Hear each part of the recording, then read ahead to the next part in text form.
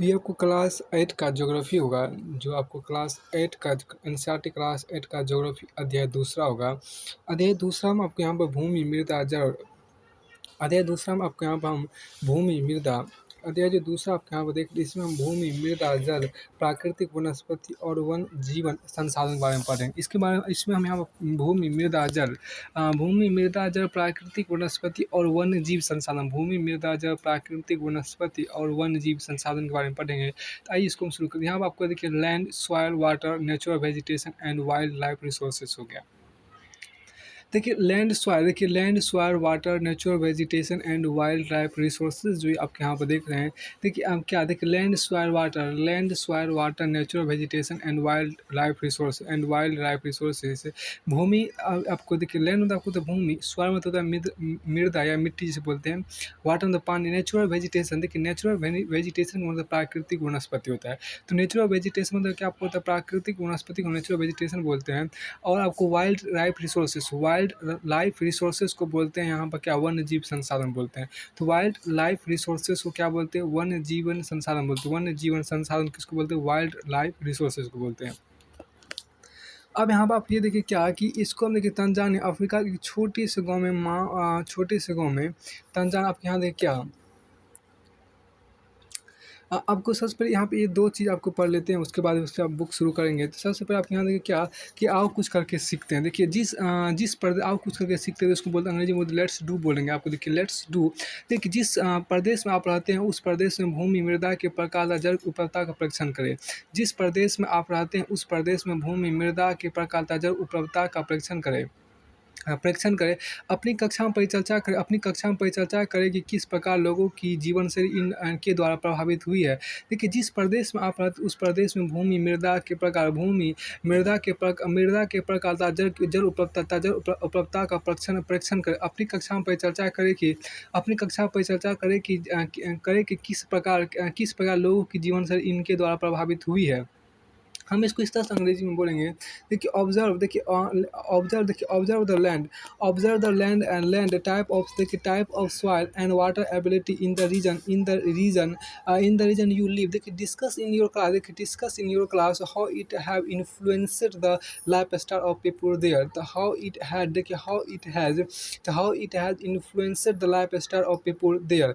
इसका ये मतलब है कि देखिए किस प्रकार लोगों की जीवन शैली इनके द्वारा प्रभावित हुई है, किस प्रकार लोगों की जीवन शैली इनके द्वारा प्रभावित हुई, किस प्रकार लोगों की जीवन शैली जो है वो इनके द्वारा प्रभावित हुई है, किस प्रकार लोगों की जीवन शैली जो है वो इनके द्वारा प्रभावित हुई थी। उसको हम अंग्रेजी में इस तरह से बोलेंगे how it has influenced the life style of people there. देखिए हाउ, देखिए यहाँ पर आपको है तो how it has influenced the life style of people there. How it has influenced, देखिए इन्फ्लुएंस आपको प्रभावित होता है। How it has influenced the life style of people there. How it has influenced the life style of people there. तो मतलब how it has influenced the life style of people का मतलब ये होगा people there. How it has influenced, देखिए how it has influenced the life style of people. How it has influenced the life style of people they. इसका ये मतलब हुआ कि किस प्रकार लोगों की जीवन शैली इनके द्वारा प्रभावित हुई है, इसका ये मतलब हुआ। आप फिर आपको आगे देखिए डू यू नो, आपको क्या आप जानते हैं। देखिए डू यू नो मतलब क्या आप जानते हैं, क्या आप जानते हैं देखिए विश्व की 90% जनसंख्या, देखिए क्या आप जानते हैं मतलब विश्व की 90% जनसंख्या भूमि क्षेत्र के 30% भाग पर ही रहती है। देखिए विश्व की 90% जनसंख्या जो है, तो विश्व की 90% जनसंख्या भूमि क्षेत्र के 30% भाग पर ही रहती है और से 70% भूमि पर या तो विरल जनसंख्या या वह निर्जन है। देखिए विश्व की 90% जनसंख्या भूमि क्षेत्र के 30% भाग पर ही रहती है और से 70% भूमि पर या तो विरल जनसंख्या है या वह निर्जन है। हम इसको अंग्रेजी में इस तरह से बोलेंगे। देखिए 90% of the world population occupies only 30% of the land area. 90% और देखिए 90% of the world population 90% of the world population occupies only 30% of the land area। 90% देखिए 90% of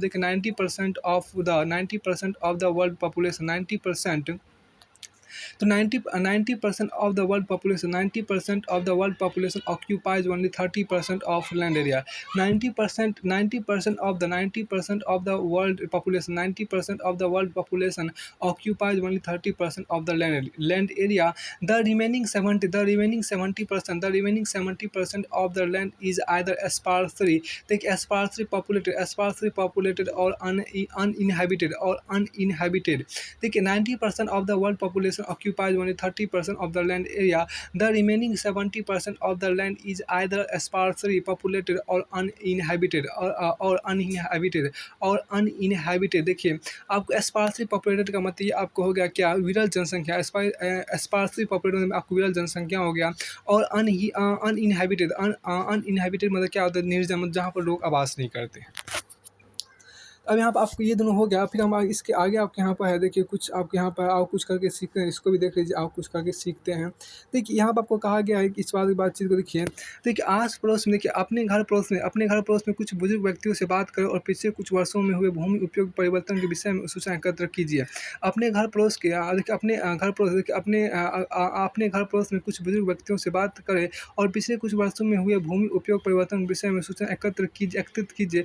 प्राप्त जानकारी को अपनी कक्षा के सूचना पट पर प्रदर्शित कीजिए।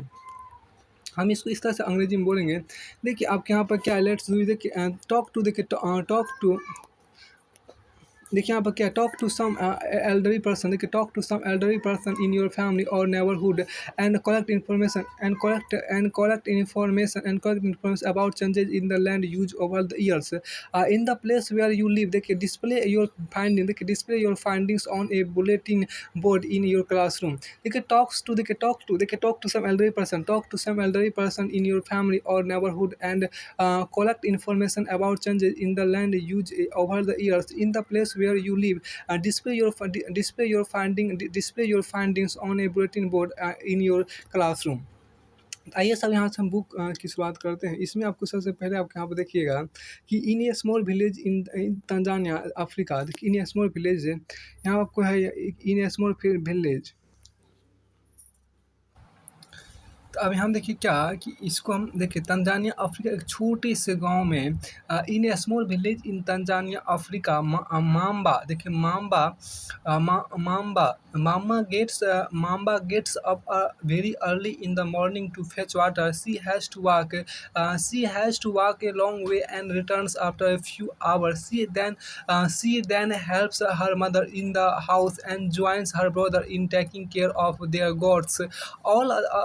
All her family owns is a piece of rocky land around their small hut. Mamba's father can barely grow some maize and beans on it after toiling hard. This is not enough to feed their family for the whole year. देखिए Tanzania Africa एक छोटे से गांव में mamba पानी लाने के लिए प्रातः शीघ्र उठती है। उसे बहुत दूर जाना पड़ता है और कुछ घंटों के बाद लौटती है। इसके उपरांत वह घर के कार्यों में अपनी माँ का हाथ बढ़ाती है। देखिए इसके उपरांत वह घर के कार्यों में अपनी माँ का हाथ बटाती है और अपने भाइयों की बकरियों की देखभाल में मदद करती है। उसके पूरे परिवार के पास उनकी छोटी झोंपड़ी के चारों ओर चट्टानी भूमि का एक भाग है। ठीक है, चट्टानी भूमि रॉकी लैंड मतलब क्या होता है, चट्टानी होता है। रॉकी मतलब चट्टानी भूमि एक भाग है। माम्बा के पिता कठिन परिश्रम के बाद मात्र कुछ मक्का और सेम ही उगा सकते हैं। फिर भी यह उनके परिवार के साल भर के खाने के लिए पर्याप्त नहीं है। देखिए आपके यहाँ पर है क्या, this is not enough to, आपको देखिए आफ्टर टॉयलिंग हार्ड। देखिए टॉयलिंग हार्ड मतलब कठिन परिश्रम जिसे बोलते हैं। अब देखिए पीटर न्यूजीलैंड के भेड़ पालन प्रदेश के मध्यवर्ती भाग में रहता है। तो पीटर न्यूजीलैंड के भेड़ पालन प्रदेश के मध्यवर्ती भाग में रहता है, जहाँ उनका परिवार उन प्रक्रमण करने का कारखाना चलाता है। जहाँ उनका परिवार उन प्रक्रमण करने का कारखाना चलाता है। प्रतिदिन जब पीटर स्कूल से लौटता है वो अपने चाचा को अपनी भेड़ों की देखभाल करते हुए देखता है। तो उनका देखिए उनका भेड़ों का बाड़ा कुछ दूरी पर पहाड़ियों से लगे हुए एक विस्तृत घास के मैदान पर स्थित है। उनका भेड़ों का बाड़ा कुछ दूरियों पर पहाड़ी से लगे हुए एक विस्तृत घास के मैदान पर स्थित है। वहाँ नवीनतम प्रौद्योगिकी का उपयोग करते हुए एक वैज्ञानिक विधि से इसका प्रबंध किया जाता है। पीटर का परिवार जैविक कृषि द्वारा सब्जियां भी उगाता है। अब इसको अंग्रेजी में देखिए, यहाँ पे देखिए पीटर लिव्स इन, देखिए पीटर्स तो Peters lives in the heart of the sea. Peter lives in the heart of the sea. Peter lives in the heart of the sea rearing, देखिए रीरिंग, REARING, देखिए रीरिंग रीजन, देखिए rearing मतलब आपको ये होता है मध्यवर्ती भाग जिसे बोलते हैं। तो मध्यवर्ती भाग rearing region in New Zealand where his family runs a wool processing factory every day. When he returns from school, Peter watches his uncle taking care of their ships. Their shipyard is situated on a wide grassy plain with hills in the far distance. In the far distance, it is managed a specific way using the latest technology. Peter's family also grows vegetables through organic farming. फिर आपको आगे देखिए यहाँ पर देखिए mamba और Peter विश्व के दो विभिन्न स्थानों पर रहते हैं। माम्बा और पीटर विश्व के दो विभिन्न स्थानों पर रहते हैं।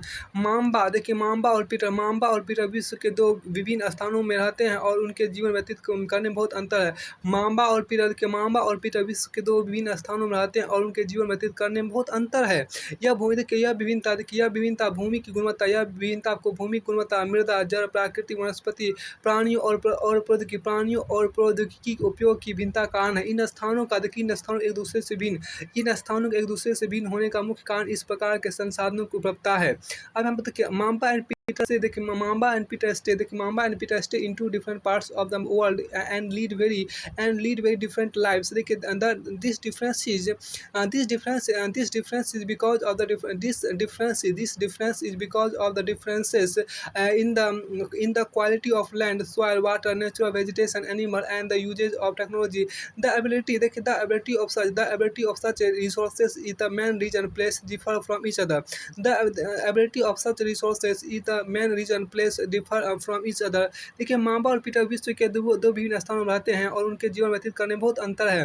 देखिए Mamba and Peter stay in two different parts of the world and lead very different lives. LEAD, lead very different lives. यह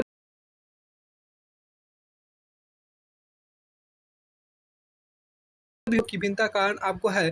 देखिए this difference is because of the differences in the quality of the land, soil, water, natural vegetation, animals and the uses of technology. देखिए इन स्थानों एक दूसरे से भिन्न होने का मुख्य कारण इस प्रकार के संसाधनों की उपलब्धता है। The ability of such resources is the main reason place differ from each other. देखिए इन स्थानों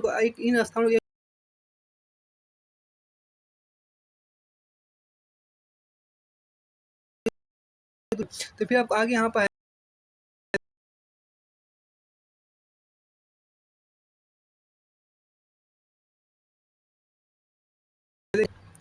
तो भूमि देखिए भूमि सभी महत्वपूर्ण प्राकृतिक संसाधनों भूमि भी शामिल है। सभी महत्वपूर्ण प्राकृतिक संसाधनों भूमि भी शामिल है। भूपृष्ठ के कुल क्षेत्रफल लगभग 30% भाग भूमि है। भूपृष्ठ के कुल क्षेत्रफल लगभग 30% भाग भूमि है। यही नहीं इस थोड़े से प्रतिशत के भी सभी भाग आवास योग्य नहीं। इस थोड़े से प्रतिशत के सभी भाग आवास योग्य नहीं है। इसको अंग्रेजी में इस तरह देखिए land is among the most important natural resources. Land is among the most important natural resources. Land is among the most important natural resources. It covers only about 30% of the coastal area of the Earth's surface, and all parts of this small percentage are not habitable. यहाँ देखिए land is देखिए आपको यहाँ पर कहता है क्या कि land is among the most important natural resources. It covers only about 30% of the total area of the earth surface, and all parts of this small percentage are not habitable. इसका ये मतलब है कि भूपृष्ठ के कुल क्षेत्रफल का लगभग 30% भाग भूमि है। यही नहीं इस थोड़े से प्रतिशत के सभी भाग आवास योग्य नहीं है। उसका ये मतलब इसका अंग्रेजी में स्पष्ट पढ़ेंगे देखिए and all parts of this small percentage are not habitable से। फिर आपको आगे यहाँ पे देखिए मुख्यतः भूमि और जलवायु के मुख्यतः भूमि और जलवायु के भिन्न भिन्न लक्षणों के कारण विश्व के विभिन्न भागों में जनसंख्या का वितरण असमान पाया जाता है। जनसंख्या का वितरण आपको असमान पाया जाता है। ऊबड़ खाबड़ अस्त्राकृति ऊबड़ खाबड़ अस्त्राकृति, पर्वतों की तीव्र ढाल, जलाक्रांत, संभावित निम्न क्षेत्र,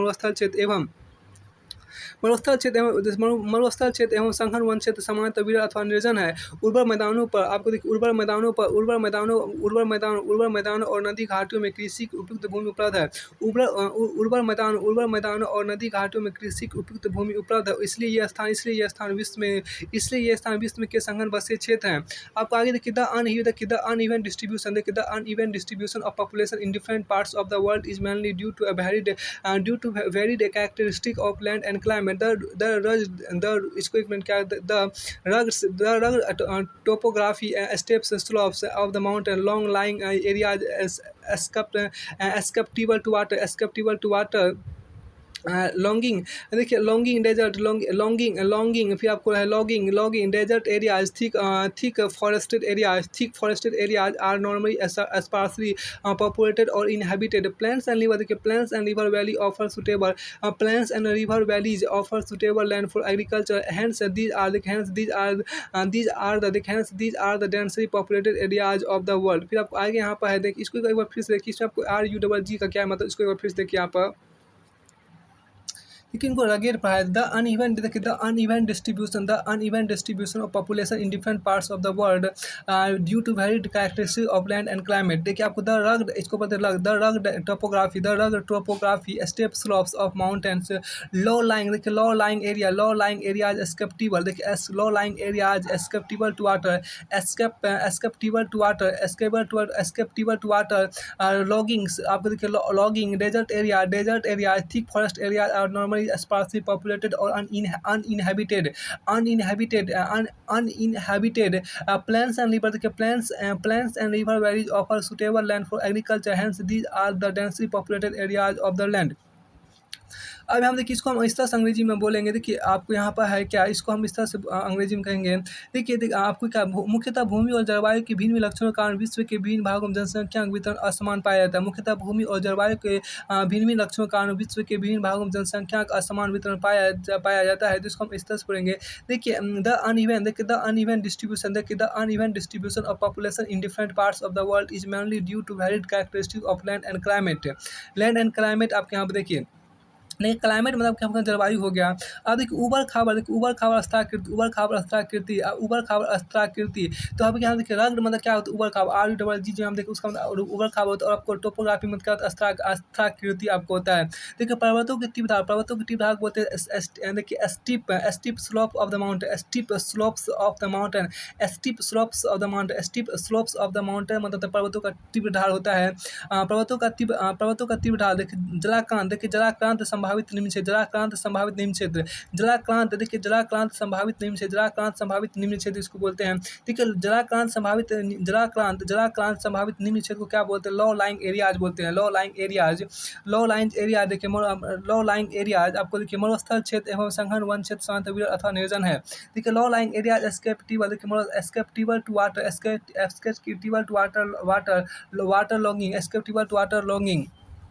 वाटर लॉगिंग। डेजर्ट एरिया मतलब मरुस्थलीय क्षेत्र होता है। Thick forestry areas are normally sparsely populated और इनहेबिटेड।